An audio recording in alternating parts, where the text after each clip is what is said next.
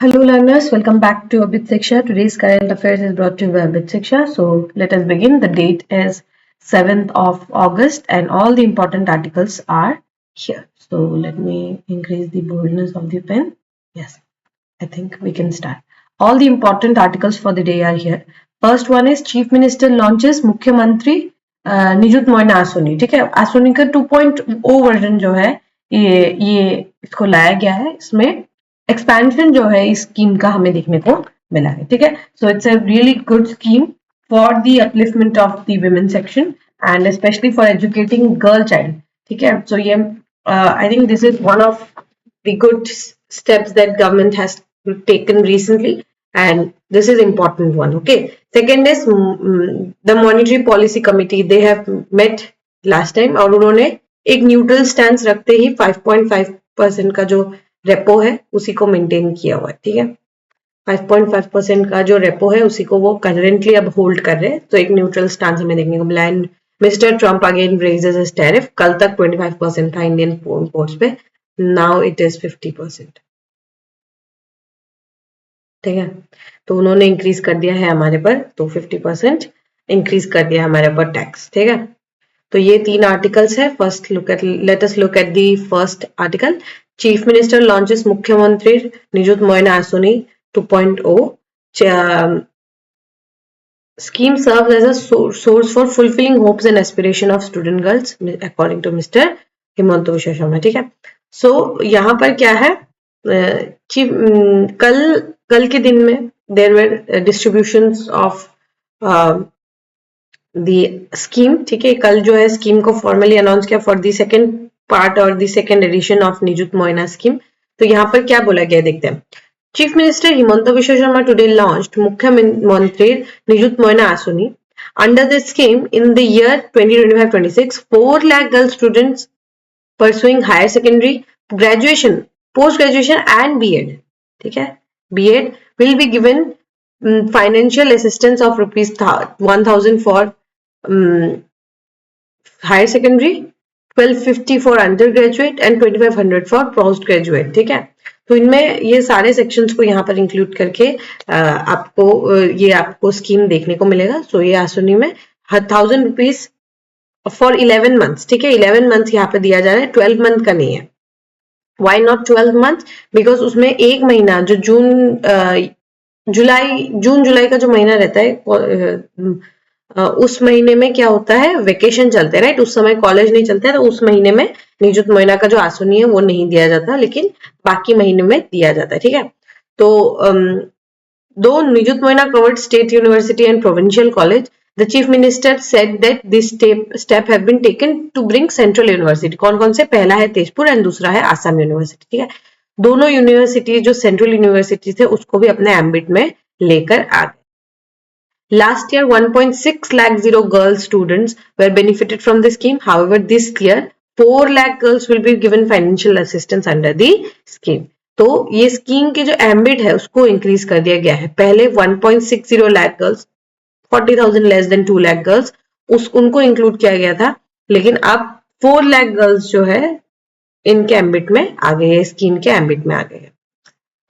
Sharma said for parents who wish to educate their daughters but face financial constraints, Nijut Moina would serve as a source of hope and inspiration. ठीक है, कि जो parents अपने बच्चों को पढ़ा नहीं पा रहे, ठीक है, it's a very true, it's really true. ठीक है, बहुत सच बात है कि बहुत पेरेंट्स अपने बच्चों को पढ़ाना चाहते हैं, लेकिन they are not able to give their girl child या फिर child for that matter the education that they deserve. ठीक है, वो उसको वो पढ़ा नहीं पाते, and then again it adds on to the burden of the family, adds on to the burden of the state, the government. उनके ऊपर भी एक burden जो है हो जाता है. इसीलिए अभी से सबको इस तरीके से जो आसोनी के थ्रू जो है पैसे जो है देकर, it is really pushing the girls to go and pursue their education. He said that Nijut Moina scheme will now cover students of state universities and enrolled in self-financing courses too. ठीक है, the application will have to be submitted to institution via uploaded and the data will be uploaded via SCRT, Darpan and Samarth portals. ठीक है, ये portals के द्वारा जो है आगे के फर्दर जो भी काम रहेंगे वो यहाँ से देखने को मिलेगा एंड यहाँ पे जाके समर्थ पोर्टल पे SCRT पे आपको सारे डेटास प्रोवाइड कर दिए जाएंगे। ठीक है, so this was the Nijut Moina 2.0 answer. Next is regarding repo rate. ठीक है, तो repo rate monetary policy committee जो है उन्होंने अपने रेपो रेट को 5.5% ही रखा है और मेंटेन्स जीडीपी, हमारा जीडीपी ग्रोथ जो है इट विल स्टे 6.5 ऐसा कहा है by RBI governor Sanjay Malhotra. ठीक है, तो यहाँ पर अगर आप देखें the monetary policy committee of the Reserve Bank of India, RBI ने अपने मॉनेटरी पॉलिसी की जो रेपो रेट है उसको 5.50 ही रखा है। ठीक है, 5.50 रखा है एंड अपना न्यूट्रल स्टैंस जो है अभी मेंटेन करके रखा है। देखिए we have seen that there has been a gradual shift and a lowering of monetary policy. अगर आप लोगों को याद हो पहले it was when we were discussing it earlier it was around 6.5, then उसको ब्रिंग डाउन करके 6.25 किया गया था, देन उसको अगेन 25 पॉइंट्स रिड्यूस करके 6 किया है। ठीक है, 6 पॉइंट पे लेकर आए, देन अगेन इसको रिड्यूस करके अब हमें रिसेंटली हमें देखने को मिला है 5.5। दैट मीन्स हम एक टाइटली मॉनेटरी पॉलिसी से कॉन्ट्रैक्शनरी से एक्सपेंशनरी मॉनेटरी पॉलिसी की ओर जा रहे हैं, because you see we were tightening it, हम लोग इन्फ्लेशन को कर्व कर रहे थे, पर एक इनवर्स रिलेशन है। ठीक है, एक इनवर्स रिलेशन है। क्या रिलेशन है? अगर आपने जो हमारा मॉनेटरी पॉलिसी का जो स्टैंड है, ठीक है, अगर आपने इसको टाइट करके रखा है, ठीक है, तो वो ग्रोथ को हैम्पर करता है। ठीक है, कैसे ग्रोथ को हैम्पर करेगा? ग्रोथ एंड आपका जो इन्फ्लेशन है, these are opposite to each other. ठीक है, अगर इन्फ्लेशन बढ़ेगा तो ग्रोथ कम होगा। ठीक है, अगर आपको इन्फ्लेशन को कंट्रोल करना है तो आपको ग्रोथ को रिड्यूस करना है। ठीक है, ये एक इनवर्स रिलेशनशिप है। मुझे थोड़ा टाइम लगेगा आपको समझाने में कि कैसे ग्रोथ होगा तो इन्फ्लेशन का यहाँ पर क्या होता है कि अगर आपको इन्फ्लेशन को कम करना है, ठीक है, इन्फ्लेशन को अगर आपको रिड्यूस करना है तो ग्रोथ भी अपने आप कम होगा, because there is no money to be spend. ठीक है, स्पेंड करने के लिए लोगों के हाथों में पैसा नहीं है। Let me give you an example. जैसे अगर आपको अगर 100 रुपीज का इन्फ्लेशन है, ठीक है, मार्केट में 100 रुपीज का इन्फ्लेशन है, अब पहले लोगों के पास लेट्स से 100 रुपीज था, लेकिन अब उनके पास एक्स्ट्रा इन्फ्लेशन है, मतलब एक्स्ट्रा मनी मार्केट में सर्कुलेट कर रहा है, दैट इज ऑफ ₹100 ये एक्स्ट्रा सर्कुलेट कर रहा है, that's why I am calling it an inflation. ठीक है, ये इन्फ्लेशनरी मनी है। ठीक है, ये एक्स्ट्रा एक आप ऐसे समझ लीजिए एक्स्ट्रा एक 100 रुपए मार्केट में घूम रहा है। तो इसके कारण क्या होगा, पहले क्या हो सकता था कि लेट्स से 2 पर्सन है, एक्स है और वाई है। ठीक है, इन दोनों के पास 100 रुपीज है, लेकिन एक और पर्सन आ जाते हैं जेड, जो सोच रहे हैं कि मैं इस 100 रुपीज से एक इंडस्ट्री ओपन अप करूंगा। एंड हाइपोथेटिकल एग्जाम्पल, अब क्या होगा कि इनके पास अब ये 100 रुपीज नहीं होगा। ठीक है, बिकॉज अगर मैंने टाइटली मॉनेटरी पॉलिसी कर दिया, मैंने अपने मॉनेटरी पॉलिसी को 6.5 पे लाके रख दिया, तो ये जो एक्स्ट्रा मनी है ये तो सक इन हो जाएगा, ये तो आरबीआई के पास वापस आ जाएगा, है ना। तो ये एक्स्ट्रा मनी को हम लोगों ने क्या कर दिया, मार्केट से खींच लिया। तो now we don't have this extra money. अब ये सिचुएशन सोचिए, यहाँ पर एक्स के पास पैसे है, वाई के पास भी पैसे है, लेकिन जब जेड पैसे देखने के लिए जाएगा मार्केट में, लेकिन वहां पर मार्केट का पैसा नहीं होगा। अब सोचिए, जेड अगर एक इंडस्ट्री ओपन अप कर लेता तो there would have been employment, there would have been product service, कुछ ना कुछ तो प्रोड्यूस करते। तो उसके कारण क्या होता, that would have led to growth in the society, है कि नहीं, सोसाइटी में ग्रोथ होता। सो अगर आपको इन्फ्लेशन कम करना है, देयर इज अ कोरिलेशन, ठीक है, कि अगर आप इन्फ्लेशन को कम करते हैं तो ग्रोथ भी हैम्पर होता है। ठीक है, तो ये दिस वाज समथिंग एक्स्ट्रा जो मुझे लगा कि आप लोगों को पता होना चाहिए। एंड ये कुछ हमारे मॉनेटरी पॉलिसी स्टैंसेस भी है जो मुझे लगता है कि आप लोगों को पता भी होगा। ठीक है, सो हम लोगों ने अपने स्टैंड को इस बार हम लोगों ने न्यूट्रली रखा है। We want to give them push, we want to give them impetus, पैसा होना चाहिए इन द मार्केट, इसीलिए हम लोगों ने इसको रिड्यूस नहीं किया और इंक्रीज भी नहीं किया। ज्यादा रिड्यूस करेंगे तो भी inflation out of control spiralling हो जाएगा, और अगर कम करेंगे तो हाथ में पैसा भी नहीं होगा। ठीक है, तो डिसीजन कैसे लिया गया, मीडियम रेंज जो हमारा टारगेट है सीपीआई इन्फ्लेशन का, दैट इज 4 + -2। ये तो मैंने बहुत बार बताया, आप लोगों ने भी बहुत बार पढ़ा होगा। ठीक है, तो ये एमपीसी क्या है, एक स्टैट्यूटरी बॉडी है establish under RBI act of 1934 amended by the Finance Act of 2016। और ये एक बेंचमार्क पॉलिसी रेट बनाता है, ठीक है। बेंचमार्क पॉलिसी एक रेट बनाता है, एक डिसाइड करता है कि कितना होगा, कि कितने पे हम रीपर्चेस ऑब्लिगेशन जो रेट होता है, रीपर्चेस ऑब्लिगेशन मतलब ऐसे समझ लीजिए कि हम कितने में बैंक को लोन देंगे, क्योंकि अल्टीमेटली ये पैसा बैंक को वापस करना है with a certain amount of rate. तो वो कौन से रेट में वापस करेंगे, दैट इज रिपो रेट, ठीक है।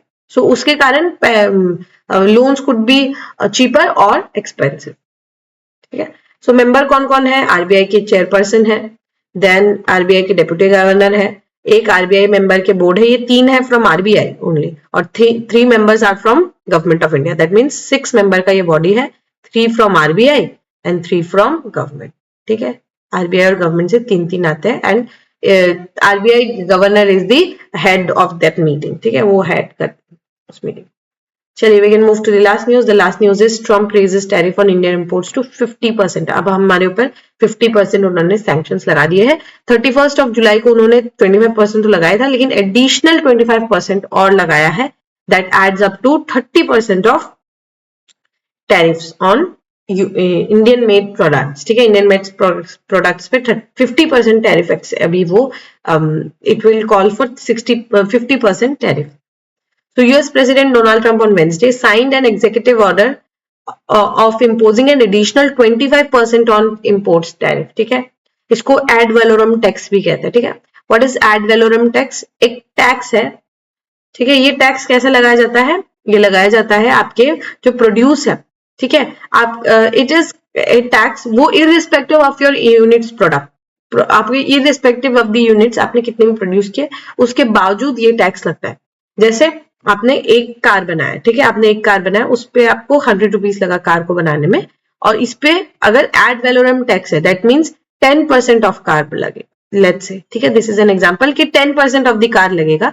तो 10% ऑफ द कार क्या है, कि अगर आपने एक कार बनाया है, एक कार में आपको 100 रुपए लगे, दैट मीन्स 10% लगा 110, 10% ऑफ 100 रुपीज इज 10, राइट। तो 110 रुपए लगा, लेकिन आपने इसको इंक्रीज कर लिया, आपने इसको 2 कार कर दिया। Now you have increase the number of car, now you have increase the number of car, and आपने कार का संख्या जो इंक्रीज करके 2 कर दिया।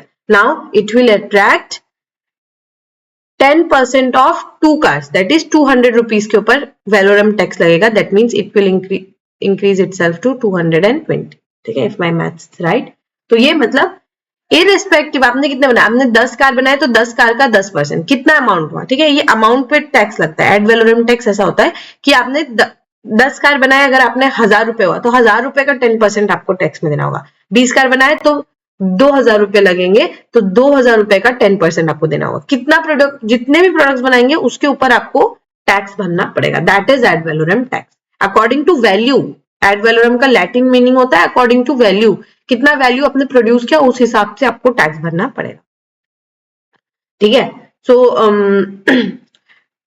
हम क्योंकि because we are buying Russian oil, इसीलिए they have imposed the tax. Initial tax जो था, टैरिफ था, वो 25% था, जो थर्सडे से इफेक्टिव था। Now they have increased it to 50%, ठीक है।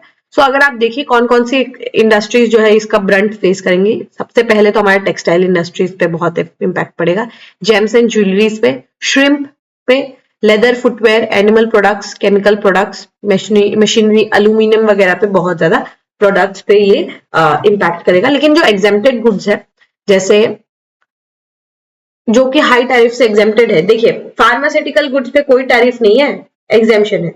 एनर्जी प्रोडक्ट्स पे एग्जेम्पशन है, जैसे क्रूड ऑयल, रिफाइंड फ्यूल्स, ये सब में एग्जेम्पशन है। नेचुरल गैस वगैरह जो हम रिफाइन करके भेजते हैं ना, एक्सपोर्ट करते हैं, उन सब पे एग्जेम्पशन है।